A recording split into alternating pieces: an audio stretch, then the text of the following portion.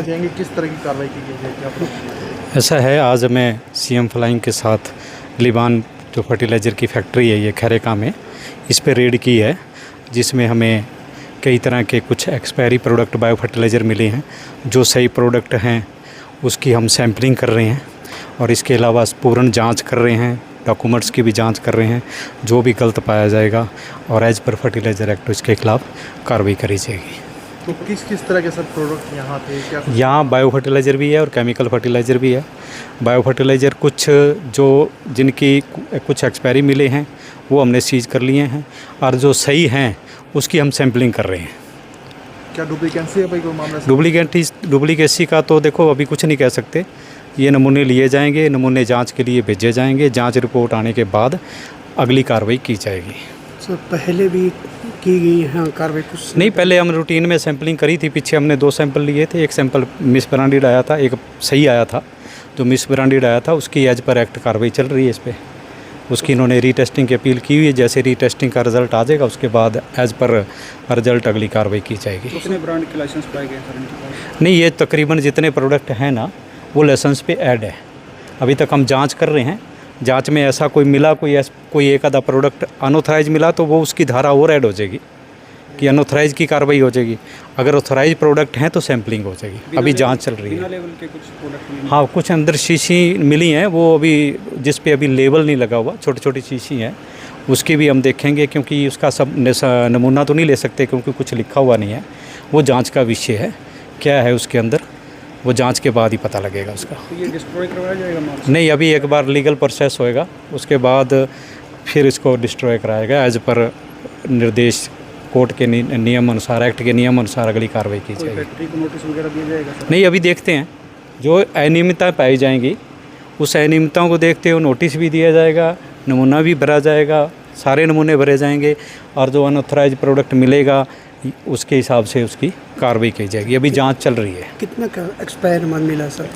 ये मेरे हिसाब से 25-30 बाल्टी हैं माइक्रोराजा की, जो एक्सपायरी मार्च 25 की हैं, वो अभी मिली है। बाकी और मिलेगा तो वो भी हम इसको जांचेंगे, देखेंगे अच्छी तरह। किसके नेतृत्व में यहाँ छापामारी की? ये हमें सीएम फ्लाइंग की SI है मैडम हमारे साथ है।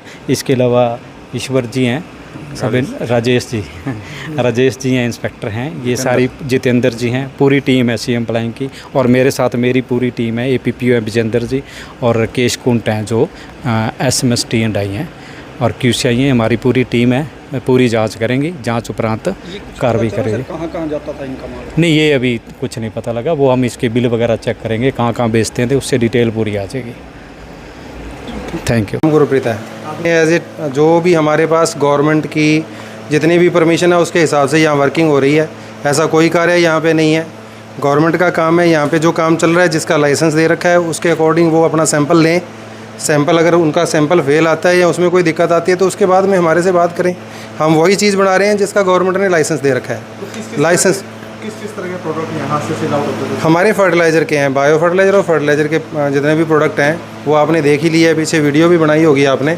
ऐसा कोई कार्य यहाँ पे नहीं होता कि जो इलीगल हो, बल्कि इसकी डिमांड आती है, फार्मर्स की डिमांड डिस्ट्रीब्यूटर तक आती है, डिस्ट्रीब्यूटर हमें डिमांड करता है, हम उनको अपना जो प्रोडक्ट है वो सेल करते हैं। जो खाली कट्टे हैं वो आपके खुद की कंपनी है या कोई कंपनी से होते हैं? नहीं, जितने भी खाली कट्टे हैं वो हमारे हैं, कोई बाहर के नहीं है।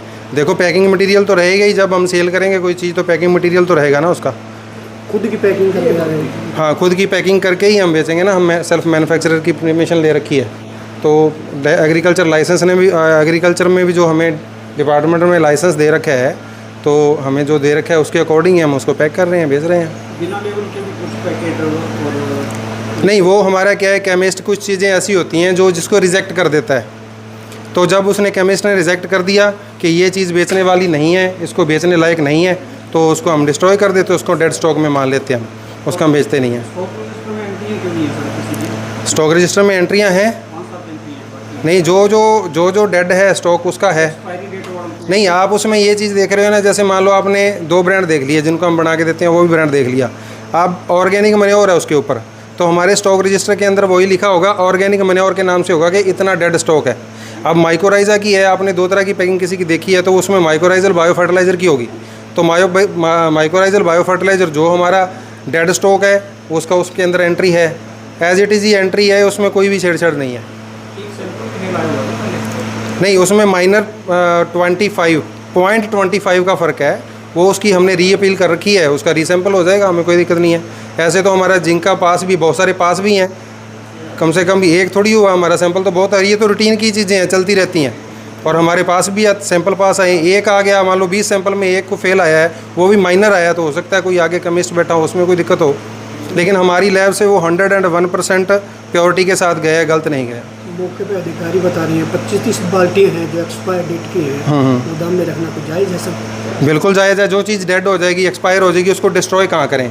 फिर कल को आप कहोगे जी उसको डिस्ट्रॉय कर दिया, उसका इन्होंने जला दिया, पोल्यूशन वाले भी पूछेंगे, सारे पूछेंगे, वो डेड स्टॉक है। डेड स्टॉक मान लो हमारे स्टॉक में आ रहा है, कल को आप आओगे, जीएसटी डिपार्टमेंट भी पूछेगा जी डेड स्टॉक का है आपका, तो हमें दिखाना तो पड़ेगा ना जी, ये रहा हमारा डेड स्टॉक, ये हमारा एक्सपायर स्टॉक है, हमें देना पड़ेगा। डेड करते हैं? हम इसको डेड नहीं करते, हम इसको अभी हमारा 3.5 साल से हुआ है, लगभग 6 साल तक, 5-6 साल तक इसका रिकॉर्ड रखना पड़ता है, और रखना भी पड़ेगा भी ये, क्योंकि कोई भी अधिकारी आके पूछेगा जी डेड स्टॉक कहाँ गया, कहीं आपने बेच तो नहीं गया। हम 2021-22 से काम कर रहे हैं। और कहाँ तक जाता है माल? ये हमारा हरियाणा में जाता है, और उसके बाद में राजस्थान में जाता है, 2-3 स्टेट में हम काम करते हैं।